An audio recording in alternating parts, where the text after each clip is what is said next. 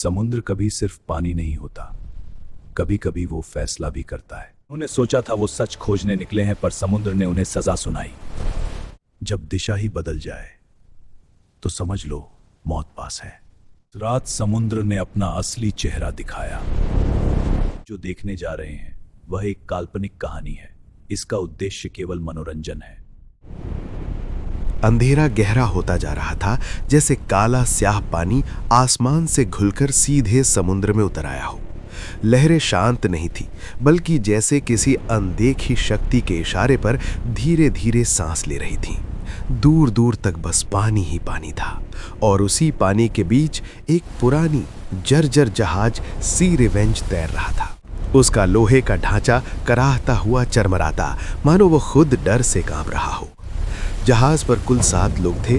कप्तान रघुवीर, उसकी सहायक मीरा, समुद्री इंजीनियर विक्रम, पुरातत्वविद doctor Irfan, camera operator Rahul, पत्रकार नेहा और रहस्यमय यात्री आरव, जिसके बारे में किसी को ज्यादा कुछ नहीं पता था। वे सब एक गुप्त मिशन पर निकले थे। डेड सी रीफ नाम की जगह पर पहुंचना, जहां वर्षों पहले एक पूरा क्रू रहस्यमय तरीके से गायब हो गया था। हवा में नमक और सड़न की मिलीजुली गंध थी। जहाज के ऊपर लगा पीला बल्ब टिमटिमा रहा था, जैसे किसी भी पल बुझ सकता हो। कप्तान रघुवीर बार बार अपने कंपास को देख रहा था, पर सुई अजीब तरह से घूम रही थी, मनो दिशा ही भ्रमित हो चुकी हो। मीरा ने धीमी आवाज में कहा, कप्तान, हमें वापस लौट जाना चाहिए, ये जगह ठीक नहीं लग रही। रघुवीर ने गहरी सांस ली। हम इतनी दूर आ चुके हैं, अब लौटना कायरता होगी। समुद्र अचानक और भी शांत हो गया, इतना शांत कि जहाज का इंजन भी धीमा पड़ गया।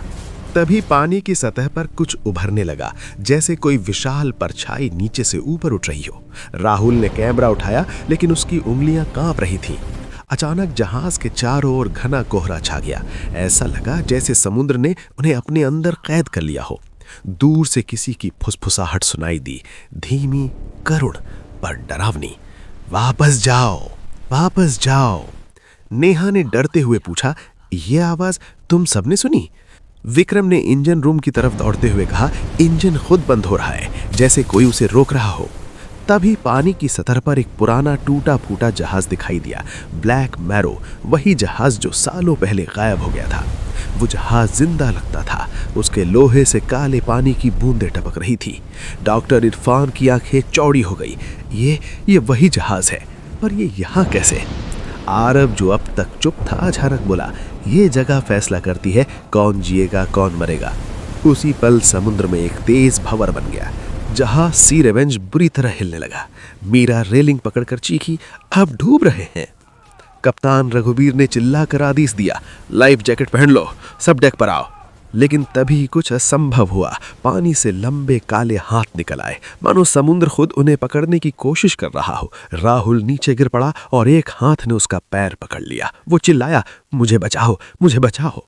विक्रम दौड़कर उसे खींचने गया, लेकिन एक और हाथ ने उससे भी पकड़ लिया। लहरें अब दहाड़ में लगी, जैसे कोई क्रोधित जानवर हो।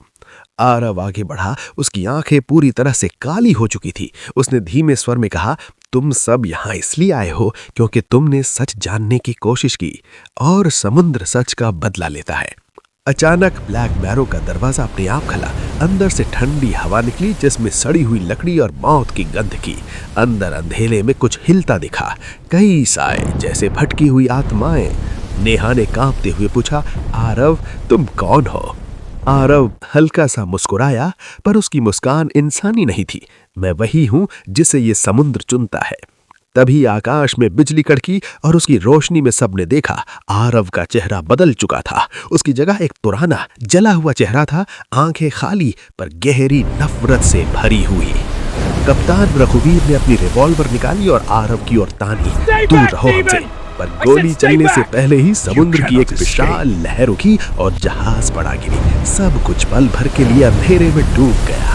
जब पानी कुछ कम हुआ तो डेक पर केवल 3 लोग बचे थे, कप्तान रघुवीर, मीरा और नेहा। बाकी सब गायब, मानो कभी थे ही नहीं। दूर ब्लैक मैरो अब उसके बेहद करीब आ चुका था। उसके मस्तूल पर एक काली आकृति खड़ी थी। आरव या शायद अब कुछ और। उसने धीमे स्वर में कहा, फैसला हो चुका है, पर कहानी अभी खत्म नहीं हुई। अचानक जहाज के नीचे कुछ जोर से टकराया। सी रिवेंज 2 हिस्सों में टूटने लगा। वीरा ने कप्तान का हाथ पकड़ लिया। हम क्या करेंगे? रघुवीर ने दूर समुद्र की ओर देखा, जहां अंधेरे में एक और भंवर बन रहा था, इस बार और भी बड़ा और भी भयानक। नेहा ने कांपते हुए पूछा, क्या आप बच पाएंगे? काली आकृति हंसी, उसकी आवाज पूरे समुद्र में गूंज उठी। जब तक ये समुद्र जाएगा तभी तक। और उसी पल पानी की गहराई से कुछ और उठने लगा, कुछ इतना विशाल कि उसकी परछाई पूरे जहाज को ढक रही थी। लहरें फिर से उग्र हो गईं, आसमान काला पड़ गया और दूर कहीं से एक जहाज की घंटी की आवाज गूंज उठी, जैसे कोई अगला अध्याय बुला रहा हो।